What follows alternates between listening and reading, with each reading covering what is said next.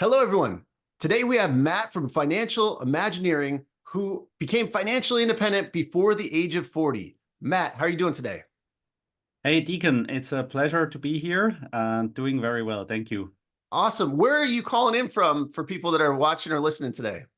I'm in Switzerland at the moment, in Basel, Switzerland. So Switzerland. what caused you to go out there?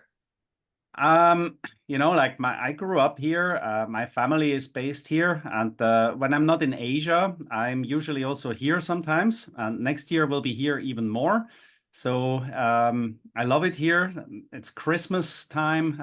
Want to be close to the family at the moment, and yeah, enjoy the remaining days of the end of this year.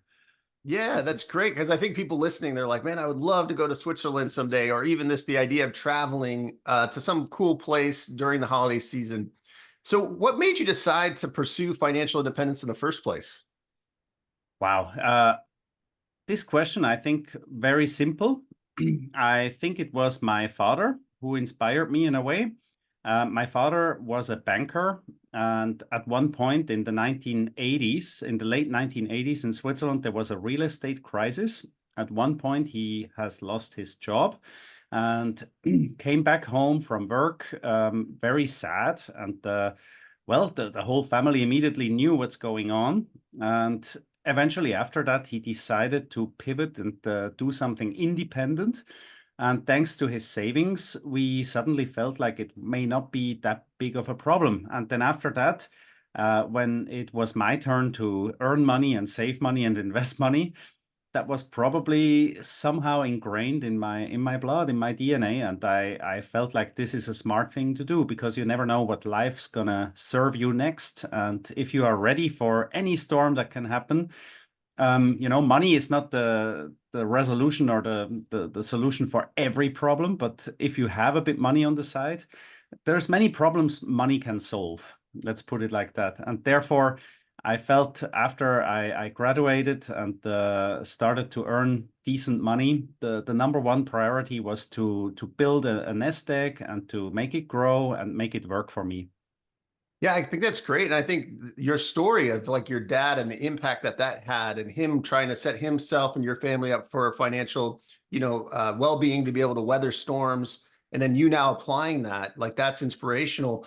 What does that look like for the average person? Like, and for you too, when you're saying, hey, I want to put together a nest egg, did you have like a certain savings rate that you wanted to use? What was your process there?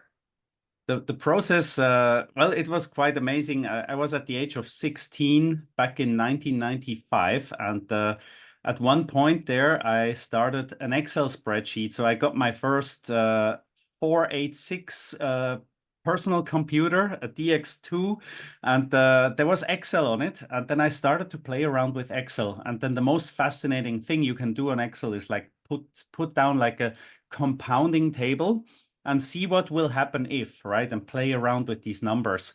And then as a 16-year-old, I was distributing newspapers in the neighborhood, and I made more than like $500 a month, which was pretty decent money. I started doing that at age 14. So I learned how to say, the value of hard work. I had to do it in snowstorms when the weather was super hot and so on. And I started to save money. And then I was wondering, so where will this lead to? At 16, I had my first trading account, which I started to put in money into stocks. And that was really amazing because I was just right before the new economy bubble, right? So it was pretty cool how this stuff lifted off. And I felt like the master of the universe because before 20, the portfolio reached six figures and I felt super happy. And little did I know that just a year later, the whole thing will come crashing down again. And then that's when I learned probably the value of diversification and not being too greedy. But basically, in a nutshell, I built up a lot of wealth by 20, and then I lost it all again at 21. And that's how it started. So I got really shocked. But basically, this Excel spreadsheet, I still use the same Excel spreadsheet this year. And what I have there is like all the years, like now is 2023. So I would have like 24 all the way to 2030. And then you can twist around. So what if I save a little bit more? What if I invest it more aggressively? What if I reduce my debt? What if I bought a house? What if, right? And what if I increase my salary or my income?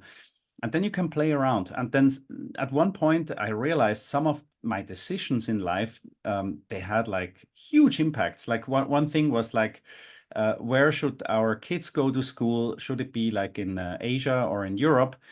The difference was probably 2 to 3 million of like USDs that I don't have to earn because private school in Asia is pretty expensive. And so for these numbers, these are now very big numbers, right? But the essence of it is you can play around if you plan your money. So the point is maybe have a plan for your money. It's like your assets, your money. It's like each dollar is like a soldier that you are responsible to send this guy to work for you in a way or another, right? And then if you do this right, you can see what your plan will lead to eventually. Yeah, I love that. I mean, I think it's crazy that at 16 you had that knack, right, for getting into an Excel spreadsheet, figuring out the compounding interest formula and what the impacts of different situations would be. But what's also not great, but I think it's relatable. It's like you're like, yeah, I made a bunch of money, but then I lost it, right? I think a lot of people can resonate with that. The 2008, crisis here, Mm. housing bubbles bursting, the dot-com, whatever it might be. So how did you rebound after that first loss? After the first loss, of course, I was very disillusionated in a way. Like I felt like, oh my gosh, maybe that's not the real thing, right? You cannot build on that. That was like the first gut feel after that. However, I was very lucky, I have to admit there, because just a few weeks after this crash, I was welcome on a TV show in Switzerland about who want to be a millionaire. And I wanted to be a millionaire. So I applied, I got in, and eventually I ended up on the hot chair. And at 21 years, I hit like six figures again very quickly, which is now, yes, easy to say. I won like the lottery kind of thing there. But so that gave me, how to say, like a head start. And it could help me to pretend like the whole thing didn't happen. However, so I made 125,000 US dollar equivalent there in one night in a TV show sitting. And instead of splurging or like buying a new car or going like on extravagant trips and stuff like that, I simply put it into mutual funds back then. Pretty boring. No, not that much anymore, like single stocks and other things that are maybe more speculative of nature. And I let it roll. And probably the fact that I've lost so much money early in my life was like a wake up call. And I fared much better during 2008, 9, and also during the COVID bust, like in 2020, where some people panicked. I think after a while, you've been exposed to these like up and downs of the market. You get better dealing with it, right? So that's probably one of the things you have to know as the captain of this ship, finances or like wealth building, whatever you call it, right? That when a storm comes, you have to keep your goal in mind, and you have to keep going also through the bad patches of weather that come along. Yeah, you mentioned something that I think we need to circle back on because people are going to be like, wait a second, you won 125 grand in a TV show, right? Like, I think a lot of people have dreamed of that, whether it's The Price is Right or Who Wants to Be a Millionaire. Yeah. So, what is it like? Because I mean, I've seen Slumdog Millionaire. Have you seen that movie? Oh yeah, I love it. I love it. Yeah, and the whole premise is he's going through the Who Wants to Be a Millionaire, but in India, and he's recalling all the things in his life that went happen to why he answered the question the way he did, right? And Yeah. so, like for you, what was that pressure like being on the show, having those questions, knowing that like there's $1 million on the line? Well, on the one hand, I kind of complained to the TV company because it was the first time this show came to Switzerland, and I felt they didn't really do a great job in selecting candidates. So I was a little bit like full of myself, you could say. And I complained to them. I say, hey guys, you have the wrong candidates because nobody made it to like 5 figures. They all drop out before, or the questions are too hard. And then sure enough, they took me up on that. And so the pressure was even higher because I kind of challenged them and kind of accused them for choosing the wrong people. But that was like for me the shortcut to get on the show. And then when I knew the show will be on, I had like 2 or 3 weeks, I guess, yeah, 2, 3 weeks of preparation time. And when I got this invitation letter there, like here you can park your car, here's the tickets for the studios, please be there like 2 hours in advance. I got really, at first, cold feet, you can say, like nervous. And my action was, I got to make sure this is going to be something I can look successful, right? So appear not like stupid if I get on there. And so I bought a book which was called Everything You Need to Know. It's like a 600-page book in German. And I actually read the whole bloody thing. I bought back then the Microsoft Encyclopedia on like 9 CD-ROMs or something like that. And I also bought the game Who Wants to Be a Millionaire, which I played religiously every day, like 2, 3 hours daily to prepare myself and to feel like at what point should I do what kind of strategy and to get to know myself as well. Because fear and greed, like in the stock market, is the very same thing there.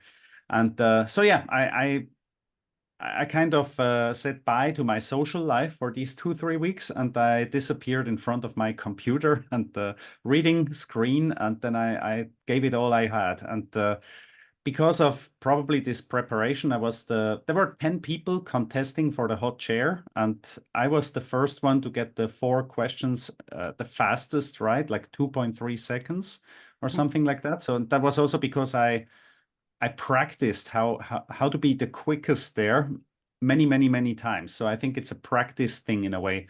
And the other thing is, yes, TV show sounds like lottery, but I believe if you play like Super Bowl or all kind of lottery things, you have to pay a ticket. There, the ticket was free. It was just my time.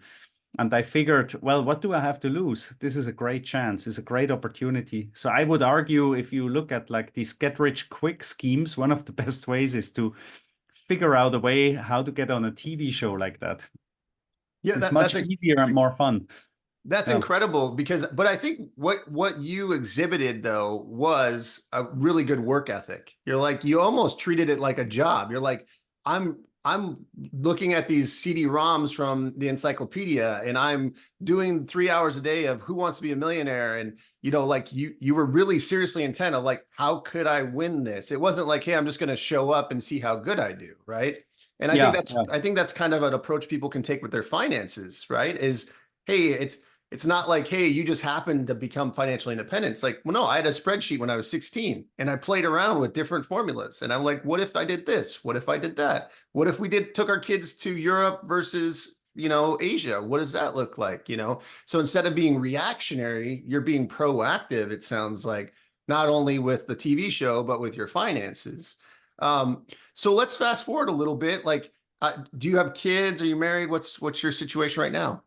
Yes, so I'm married. My wife is from Taiwan, and we have 2 kids that are 10 and 12. And everything, like you just summarized probably what I'm probably best at in my life. It's planning, and planning sounds boring in a way, but you have to be adaptive and don't just overplan everything. But we actually are probably one of the most boring marriages in the world, you can say. We decided to get married based on a spreadsheet. We did a balanced scorecard analysis when we were like before 25, and the bloody thing told us the best solution for your relationship would be to get married and move forward at that age. And so we got married very, very early in life. And we also planned the whole relocation. My wife had to come to Switzerland to learn German, to find a job. She was the very first employee of Asus Computers here in Switzerland. And well, then I think planning is the big thing. And it's not just about money, it's also about, your lives. And then eventually the great thing about planning is you can plan your dreams. And that's why probably I call my blog the Financial Imagineer. It's like you imagine and then you engineer the way there. You know, it's like, of course, it sounds like Disney. I got inspired by Disney for this word. And by the way, they are not the first ones to use the word. And it's all about making dreams come true. And I love to make my dreams come true using money as a tool. But the planning part is the at the core of that, and including family. So when we got married, planning again, we didn't have kids right away. So we waited for like 5 years until, my wife was settled and ready for it. So yeah, let's talk about that because okay, so after the TV show, you got this 125,000, you're putting it in mutual funds, pretty boring, nothing that's, it's a lot more diversified, less risky. So you get married and your wife starts working. So did you have a dual income for a period of time while you're saving money? Um, Not at the beginning because my wife had to learn German at that point. But thanks to this money on the side, you could call some people call it like FU money. You have like a certain cushion of cash, and that has been growing already. By the time I got married, it got quite larger than the 125K. And in Taiwan, I lived in Taiwan for like 3 years back then, and life was very affordable there compared to Switzerland or Europe. And of course, what I earned there, I could also put it back in. I had a very good launch there into my career because of I learned Mandarin Chinese living and working there, and that gave a little bit like an extra notch to my job opportunities afterwards because I could work very internationally. And then after we decided to go to Switzerland, there was no double income. But yeah, I was the sole bread earner, and my wife had like 2 years to bring the German up to speed, and then later she had her job, and then we had like two incomes for like 2 3 years before our first son was born. That's awesome. So talk about the difference between Taiwan and Europe. What's if you were to say like how far does a dollar go? Is it like, you're getting 25 cents to a dollar type thing where it's like so much cheaper to live there? What did that look like? Okay, Taiwan has changed a lot as well since then. So if you go now, it's a very modern country, very clean city, great food, wonderful people, and at the moment, I think the real estate in Taipei is almost as high as like New York or Singapore. It's extremely expensive. So a little apartment there will cost you 1.5 million USD. Um, Back then, it was maybe a quarter of that. So 20 years ago, it was much cheaper. Apologies. So back then, I think the food is one of the big things that you can save a lot. And yeah, so food, haircuts, everything that involves human labor is actually very cheap in Taiwan. Taiwan has, with the whole China issue, has one special problem there. The people actually in Taiwan, they are sitting on a very, very, very profitable industry. The semiconductor, the chip manufacturing, biotech is very big. So they have a lot of very, very innovative, world-class leading companies in all these fields. Back then, it was also the computer manufacturing, MP3s, everything like that. All the high-class electronics were made there. And however, when people make money and become more wealthy, they usually don't leave it in Taiwan, meaning they put it somewhere else, because of the fear that eventually if something happens politically with the country, they want to have a plan B. So Taiwan in a very stupid way, except for real estate, which is the big exception, the people of Taiwan invest a lot of money abroad Hmm. for these reasons. And therefore, if you look at salary, what can you earn there? Usually salary is a function of labor productivity plus financial capital invested, which gives you the leverage of your work time. However, if the financial capital is offshore, your work is not so much, how to say, you cannot earn that high of a salary unless you're in leading positions Hmm. or like you're doing sales and stuff like that. I was in sales at the beginning. Later, I switched to private banking dash wealth management.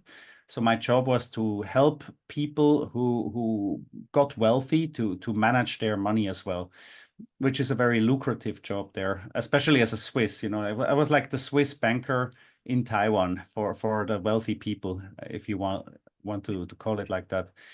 And therefore, the dollar there goes very far. So for all the usual things like taxi rides were very affordable, restaurants are super affordable. Even nowadays, I think if you go to Taiwan and I guess you have probably a 1 to 2 kind of trade-off if you don't really go for the world-class high standard kind of restaurants. You can eat on a street market, on a food market, on outdoors for like $2-3 you get a dinner, which is awesome. But you can also go to your super fancy restaurant and spend even more than in New York. That's for sure. For sure. But it sounds like, so just kind of summarizing. So you got the money from winning on the show. You put in mutual funds. You get married. Your wife's learning German, so she's not working, but you're still working, making a decent salary. Eventually, she starts to work for a few years before you guys have kids. So you have the dual income for a few years. Um, then I'm assuming she quit to maybe be at home with the kids for a period of time. Yes. Yeah.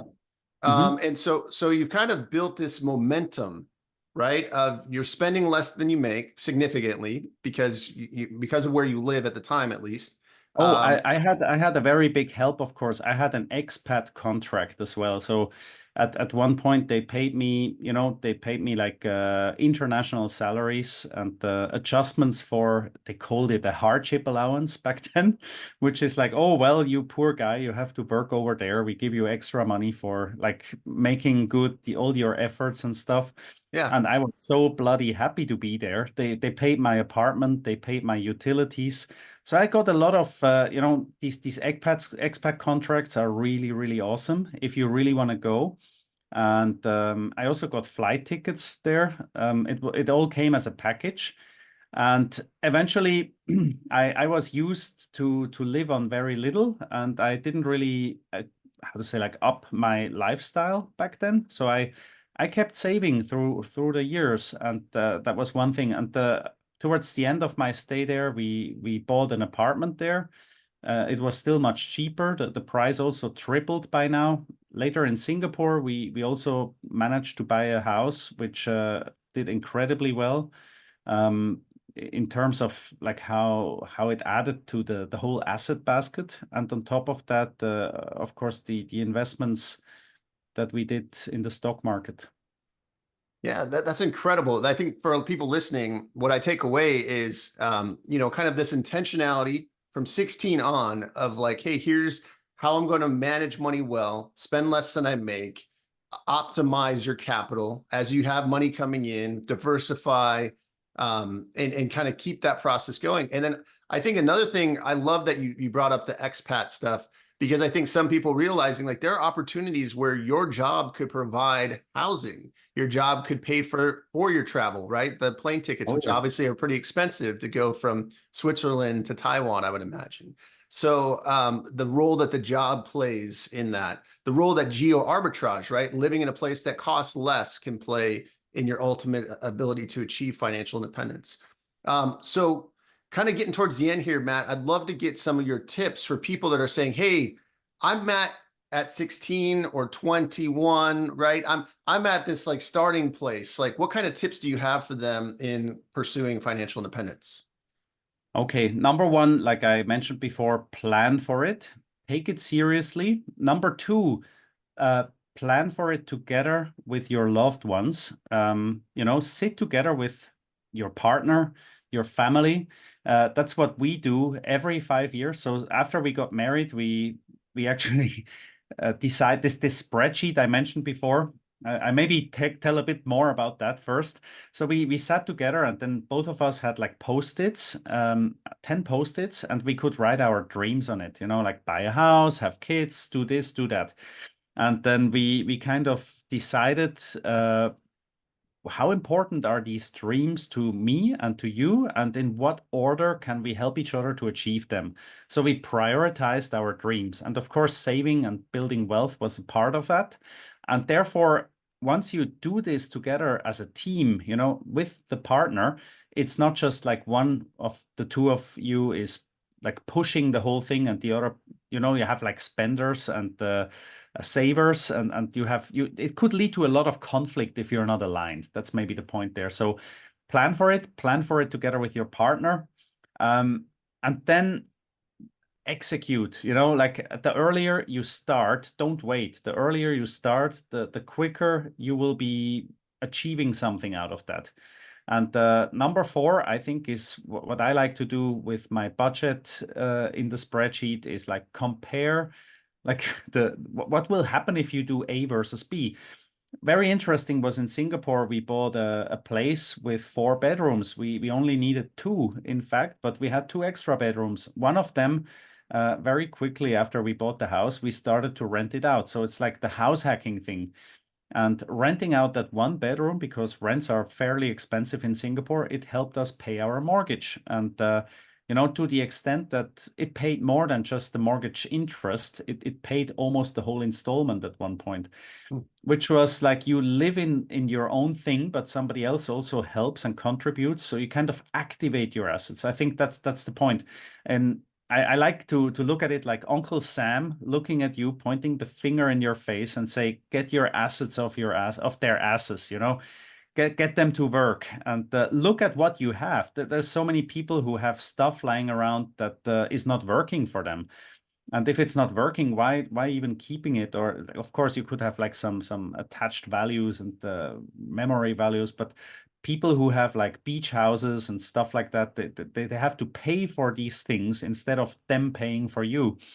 And kind of make this whole thing work as a plan. Or like for me, the geographic arbitrage was one. The other one was optimizing. Singapore can be very, very expensive. But in Singapore, you have hawker centers where you can eat for $3 a meal as well. You can go for your cold storage, which is the super expensive international supermarket where they usually go and see, hey, the steak here is $20. But you can also go to a wet market, which maybe doesn't have your steak, but it has seafood and other stuff. So what I want to say is you can have the $6 Starbucks coffee or the $1 street shop coffee there. And by like going through each and every one of these little things, I kind of adjusted and picked the cheaper solution almost all the time.